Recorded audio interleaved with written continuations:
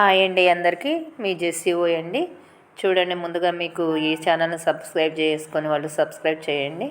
ముందుగా నేను బిలగన్నేరు మొక్క గురించి చెప్తున్నానండి. ఇది క్యాన్సర్ కణాలని, షుగర్ వ్యాధిని, మధుమేహ వ్యాధిని తగ్గిస్తుందండి. వీటి వేళ్ళని బాగా కడిగి శుభ్రంగా ఒక పొడి చేసుకొని ఆ పొడిని రాత్రిపూట మీరు ఆహారం తీసుకోకముందు ఒక టీ స్పూను హాఫ్ కానీ ఒక టీ స్పూన్ కానీ దీన్ని తేనెతో కలిపి తీసుకున్నట్లయితే షుగర్ వ్యాధి కణాలు చనిపోతాయండి.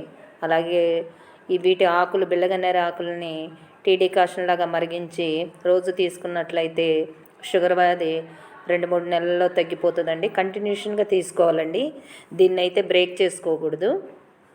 అలాగే వీటి పువ్వులు కూడా అలాగే డికాషన్లో మరగబెట్టి తాక్కున్నట్లయితే ఇంకా మీకు మేలు చేస్తుందండి. ఈ వైట్ కలరు, పింక్ కలర్ అయితే ఉంటాయండి. ప్రతి ఒక్కరూ ఈ మొక్కను ఔషధ గుణంగా భావించి క్యాన్సర్ కణాలకి ఈ మొక్క ఎంతగానో ఉపయోగపడుతుందండి. ప్రతి ఒక్కరి ఇంట్లో ఈ మొక్కలు పెంచుకోండి. దీని పేరు బిళ్ళగన్నేరు అంటారండి. చూసారా, ఇదైతే మా ఇంట్లో ఎప్పుడు చిన్నప్పటి నుంచి ఉంటుందండి. కానీ దీని ఉపయోగాలు అయితే మాకు తెలియదు.